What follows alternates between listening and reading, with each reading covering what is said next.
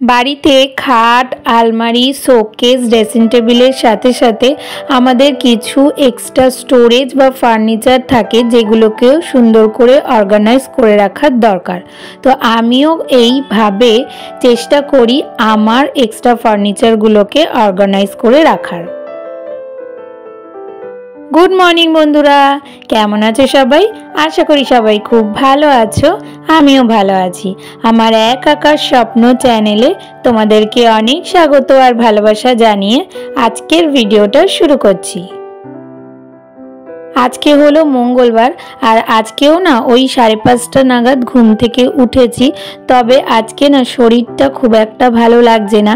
আর আমার যখন শরীর বা মন খারাপ থাকে তখন না আমি একটু নিজেকে সাজিয়ে রাখার চেষ্টা করি যাতে মনটা একটু অন্যদিকে ঘুরে যায়। কারণ জানোই তো আমাদের হাউসওয়াইফদের যতই শরীর খারাপ লাগুক আর যাই হোক না কেন সংসারের কিছু দায়িত্ব আমাদের উপর আছে, সেই দায়িত্বগুলো তো পালন করতেই হবে। তো সেই জন্য সকালবেলা বাসি কাজ সেরে জামাটা চেঞ্জ করে একটুখানি নিজের মতো করে রেডি হয়ে নিলাম আর এদিকে ভাতও বসিয়ে দিলাম। আর আজকে জানো তো রিশানও 5:30টার সময় ঘুম থেকে উঠে গেছে আর ঘুমায়নি। আসলে ওর তখন একটুখানি বাথরুম পেয়েছিল, তো ওই উঠেছে, তারপরে ওর আর ঘুম আসেনি। অনেকবার বললাম যে তুই একটু ঘুমা, আমি তোকে সময় মতো ডেকে দেব, কিন্তু ও আর ঘুমায়নি, ও শুয়েই রয়েছে। তো এই কাজগুলো সেরে তারপরে ভাবলাম ওকে রেডি করে দেব। তো এদিকে গাছে একটুখানি জল দিয়ে দিলাম। অন্যান্য সব গাছে না মানে মাটি ভেজাই রয়েছে, তো সেই জন্য আজকে আর জল দিলাম না, শুধুমাত্র এই আরিকা প্যাম্পটায় জল দিয়ে দিলাম। এটা বাইরে রাখি, তবে এটা মাঝে মাঝে না এই ব্যালকনিতে নিয়ে আসি, কারণ এটার একটু বলে হাওয়া রোদ দরকার, তো সেই জন্য মাঝে মাঝে ব্যালকনিতে রেখে দিই। আর তারপরে রিশানকে রেডি করে স্কুলের জন্য পাঠিয়ে দিয়ে সোজা চলে আসলাম রান্নাঘরে। আর আজকে যেহেতু মঙ্গলবার তাই নিরামিষ রান্না করব। আজকে করব একটু পনিরের তরকারি, তো ওই জন্য পনিরের আলুটা ভাজতে বসিয়ে দিচ্ছি। আর এইদিকে দেখো, মানে এই যে আমার বিয়ে হয়েছে 7 বছর হয়েছে, এই 7 বছরে আমি যে কত ছ্যাঁকা তেলের ছিটে এইসব খেয়েছি তা হয়তো আর গুণে বলতে পারবো না। তো যাই হোক, এটা আমাদের রোজকার ব্যাপার। তো চেষ্টা করি প্রত্যেক দিনই একটু মানে বুঝে চলার, কিন্তু ওই এক এক সময় হয়েই যায়। তো যাই হোক, তারপরে এদিকে আলুটা ভাজা বসিয়ে দিয়ে এদিকে পনিরটা কেটে নিলাম। আর আজকে না একটু পনিরগুলো বড় বড় করেই কাটলাম, ছোট ছোট করে কাটা সবসময় করি, তো আজকে ভাবলাম একটু বড় বড় করে করি। আর পনিরের তরকারির সাথে সাথে আজকে একটু করব মূলো ভাজা, তবে অল্প পরিমাণেই করেছি একবেলার জন্য, কারণ মূলো জানোই একটু অম্বলের কারণ, তো সেই জন্য খেতে তো ভালোই লাগে কিন্তু ওই অম্বল হয়, তার জন্য অল্প পরিমাণেই করব। তো মূলোটাকে আগে ভাপিয়ে জল ফেলে নিলাম আর তারপরে কালো জিরে ফোড়ন দিয়ে নুন হলুদ দিয়ে শুধুমাত্র ভেজে নেব।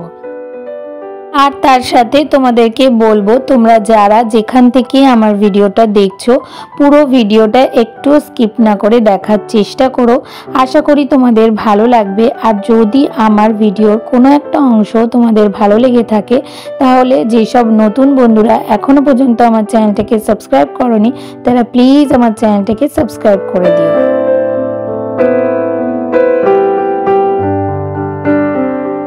তো এদিকে দেখতে পারলে পনিরের তরকারিটা প্রায় হয়ে এসেছে, শুধু আলুটা সিদ্ধ হলেই হয়ে যাবে। প্রথমে ভাবছিলাম জানো তো যে পনিরের তরকারিটা হয়ে গেলে তারপরে ওটার মধ্যেই মূলোটা ভেজে নেব, তারপরে ভাবলাম যে দেরি হয়ে যাবে, তাড়াতাড়ি করে কাজ সেরে নিই, কারণ ওই যে বললাম শরীরটা ভালো লাগছে না, আর তার মধ্যে আজকে একটু এক্সট্রা কাজও করতে হবে। আসলে প্রত্যেক দিনই দেখবে আমাদের খাট, আলমারি, শোকেস এগুলো যেহেতু রেগুলার ইউজ হয়, তো সেগুলো প্রত্যেক দিনই বা প্রায় সময় পরিষ্কার করা বা গোছানো হয়। কিন্তু এমন কিছু জায়গা বা এমন কিছু ফার্নিচার আছে যেগুলো আমাদের সব সময় ইউজ হয় না, মাঝে মাঝে ব্যবহার হয়, সেই সব জায়গাগুলো না গুছানো হয় না, তো এলোমেলো হয়ে যায়। আর আমি তোমাদের সবসময় বলি যে কোনো জায়গা অগোছালো থাকলে আমি সেই জিনিসগুলো খুঁজে পাই না, হয়তো ওর মধ্যেই আছে কিন্তু আমার চোখে পড়ে না। তো সেই জন্যই আমি সবসময় চেষ্টা করি প্রত্যেকটা জায়গা, মানে ঘরের যে কটা ফার্নিচার বা যে স্টোরেজ আছে প্রত্যেকটা জায়গায় সুন্দর করে গুছিয়ে রাখার, যাতে আমি সব জিনিস ঠিকমতো ইউজ করতে পারি আর আমার মনেও থাকে, খুঁজেও পাই। তো সেই জন্যই ভেবেছি ওই জায়গাটা গুছাতে হবে, তাই ভাবলাম তাড়াতাড়ি করে রান্না করে নিই। তো এইদিকে দেখো আমার কিন্তু পনিরের আগেই মূলোটা ভাজা হয়ে গেল, কারণ মূলোটা আগে সিদ্ধ করা ছিল তো সেই জন্য মূলোটা তাড়াতাড়ি ভাজা হয়ে গেল। আর তারপরে এদিকে পনিরটাও নামাবো, তবে নামানোর আগে একটুখানি ঘি, গরম মশলা আর তার সাথে কসুরি মেথি দিয়ে দিলাম। পনিরের মধ্যে না কসুরি মেথিটা আমার খুব ভালো লাগে, ওর ফ্লেভারটা বা ওর গন্ধটা আমার খুব ভালো লাগে। আর পনিরের তরকারি না ঝোল ঝোল খুব একটা বেশি ভালো লাগে না আমার, তো সেই জন্য আমি সবসময় যে কোনো ঝোলকে গাঢ় করার জন্য আমি একটু আটার গুঁড়ো বা ময়দার গুঁড়ো দিয়ে দিই, যাতে ঝোলটা গাঢ় হয়ে যায় আর টেস্টও হয়। তো সেই জন্যই আর কি ওটাই দিয়ে পনিরটাকে নামিয়ে নিলাম। আর ওইদিকে ছোট্ট পাখি থেকে আমাকে কমেন্ট করেছে, খুব সুন্দর হয়েছে দিদিভাই ভিডিও, লাইক দিয়ে ভিডিওটা দেখলাম। তো থ্যাংক ইউ তোমাকে, এইভাবেই পাশে থেকো। আর তারপরে সম্পাস লাইফস্টাইল থেকে দিদিভাই আমাকে কমেন্ট করেছে, সব কটা টিপস খুব সুন্দর, টিস্যু পেপার সত্যি অনেক কাজে। হ্যাঁ গো, টিস্যু পেপার সত্যি রান্নাঘরের কাজে খুব লাগে, আমার তো খুব উপকার হয়। আর তারপরে সুস্মিতা থেকে আমাকে কমেন্ট করেছে, চলে এলাম দিদিভাই তোমার ভিডিও দেখতে, খুব ভালো লাগলো, আগেই সদস্য হয়েছি, আজ এলাম, আবারও নিমন্ত্রণ রইল, ধন্যবাদ দিদিভাই। তো তোমরা যারা আমার পরিবারের সদস্য হয়ে আমার পাশে রয়েছো, তোমাদেরকে অনেক অনেক ধন্যবাদ আর অনেক অনেক ভালোবাসা আমার তরফ থেকে। আর তারপরে এক মুঠো আলো থেকে কমেন্ট করেছে, এরকম মেনে চললে কোনো কিছু চিপচিপে হবে না। হ্যাঁ গো, যদি সত্যিকারের এই অভ্যাসগুলো করা যায় বা তুমি করতে পারো, তাহলে সত্যিকারের একদম রান্নাঘরকে তেল চিটচিটে মুক্ত রাখা যায়। আর তারপরে তৃষা মণি আমাকে কমেন্ট করেছে, সদস্য হয়ে লাইক দিয়ে চলে আসলাম তোমার ভিডিও দেখতে, খুব সুন্দর ভিডিও তোমার জার্নি সফল হোক আপু, পাশে থেকো। তো তোমাকে অনেক অনেক ধন্যবাদ আর অনেক অনেক ভালোবাসা আমার তরফ থেকে। তোমরা সবসময় যদি এইভাবে আমার পাশে থাকো, তাহলে অবশ্যই আমি আমার জার্নিতে সফল হতে পারবো। আর তোমরাও যাতে তোমাদের জার্নিতে সফল হতে পারো, তার জন্য সবসময় আমিও চেষ্টা করি বা করব তোমাদের পাশে থাকার জন্য। তো এদিকে দেখো, তোমাদের কমেন্ট পড়তে পড়তে আর তোমাদের সাথে কথা বলতে বলতে কিন্তু আমার অনেকগুলো কাজ হয়ে গেল, রান্নাঘর পরিষ্কার করাও হয়ে গেল। আর তারপরে এদিকে এই যে ডাস্টবিনটা পরিষ্কার করে দিলাম, মানে আগের যে ময়লাটা ছিল সেটা চেঞ্জ করে আবার এটাকে ধুয়ে নতুন করে এর মধ্যে প্লাস্টিক লাগিয়ে দিলাম। আর তারপরে প্রত্যেক দিনের যে কাজটা থাকে সিঙ্কটাকে মেজে নেওয়া, তো সেটাও করে নিলাম। তো মোটামুটি কাজ আমার কমপ্লিট, এবার স্নান করে নেব। তো সংসারের সমস্ত কাজ কমপ্লিট করে রিশানকে স্কুল থেকে নিয়ে এসে ওকে খাইয়ে স্নান করিয়ে পরিয়ে তারপরে এই যে বসলাম আমার এক্সট্রা ফার্নিচার বা স্টোরেজ যাই বলো না কেন সেটা পরিষ্কার করতে। তো আমার সোফার নিচে এরকম স্টোরেজ আছে, এটা দুটো পার্ট আছে।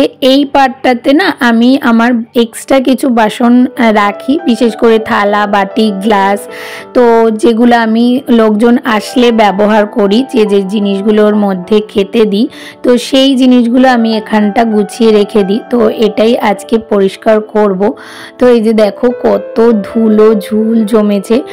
আসলে ওই যে দুদিন আগে বললাম না আমার দিদিরা এসেছিল, তো তখন ওদেরকে খেতে দেবো বলে থালা বাসন বার করতে গিয়ে না আমি ঠিকঠাক খুঁজে পাচ্ছিলাম না, দেখলাম যে অনেক এলোমেলো হয়ে গেছে। তো সেই জন্যই আজকে ভাবলাম যে এই জায়গাটা একটুখানি গুছিয়ে নিই। আর এইটা দেখো, এটা একটা চায়ের বাটি বা দুধও রাখা যায় এটার মধ্যে। তো এটা না অনেক দিন আগে আমার দিদি আমাকে কিনে দিয়েছিল, ওরও একটা ছিল বলে আমার খুব পছন্দ হয়েছিল, তাই আমাকেও একটা কিনে দিয়েছিল।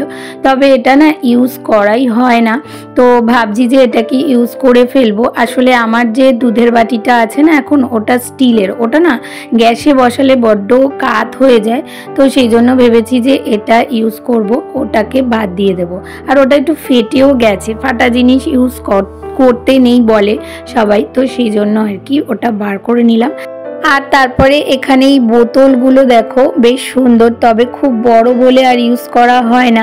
আর যেহেতু এক্সট্রা অনেক বোতল রয়েছে, এতগুলো বোতল রাখাও অসুবিধা, তো সেই জন্য রেখে দিয়েছি। কোথাও ঘুরতে গেলে ওগুলো ইউজ করা যাবে, নিয়ে যাওয়া যাবে, যেহেতু বড় আছে অনেকটা জল ধরবে। আর এই একটা স্টোরেজ দেখো বেশ সুন্দর, স্টোরেজটা তোমাদেরকে দেখালাম যে ভাঁজ করা যায়, মানে পুরো একদম পেতে ভাঁজ করে রাখা যাবে। তো এটা আমার জিজু ওই দোকান থেকে গিফট পায়, তো সেখান থেকে দিয়েছিল। তো এটার মধ্যে আমি বাটি গ্লাস এগুলো রেখে দিই, কিছু ফাইবারের বাটি আছে আর কিছু ওই কাঁসার বাটি আছে, যেগুলো রনো রিশান ওদের জন্মদিন হলে তখন ওগুলো ব্যবহার করি। আর এটা দেখো, এটা হলো একটা হিটিং কাপ, এটার মধ্যে টুকটাক অল্প কিছু রান্না করা যায়। এটা আমি ঘুরতে টুরতে কোথাও গেলে তখন নিয়ে যাই, বেশ ভালো।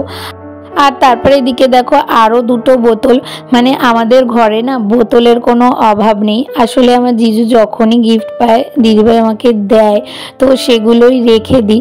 তবে ভেবেছি এগুলোকে এক এক করে ইউজ করে ফেলবো, জানো তো। আমি আবার কোনো জিনিস ফেলে রাখতে পারি না, কিন্তু ওই যে কয়েকদিন বাদে ইউজ করব এটা ভেবেই না তখন রেখে দিই আর ভুলে যাই। আর ওই যে বললাম এলোমেলো হয়ে গেলে আমি কোনো জিনিস খুঁজে পাই না, তখন আর না মনেই থাকে না। তো ওই জন্য ভেবেছি যে এবার পুরনো কিছু প্লাস্টিকের বোতল বাদ দিয়ে এই বোতলগুলো আবার ইউজ করে ফেলবো।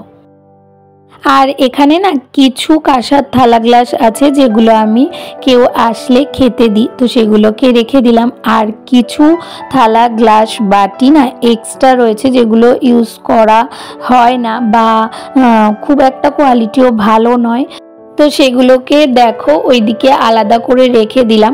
আসলে রিশান না ওর অন্নপ্রাশনে প্রচুর এরকম থালা গ্লাস বাটি পেয়েছে, তো ওগুলোকে ভাবছি কি যে পাল্টিয়ে যদি ঠাকুরের কোনো জিনিস কিনে আনা যায় তাহলে খুব ভালো হবে, তো সেই জন্য ওগুলোকে আলাদা করে রেখে দিলাম।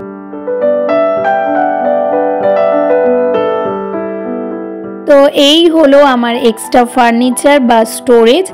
আর এগুলোকে আমি এইভাবেই একটু সুন্দর করে গুছিয়ে রাখার চেষ্টা করি, যাতে আমি সব জিনিসগুলো ঠিকমতো ইউজ করতে পারি আর সব কিছু সময় মতো খুঁজেও পেয়ে যাই। তো ভিডিওটা আমি এখানেই শেষ করলাম। তাহলে আজকের ভিডিওটা তোমাদের কেমন লাগলো?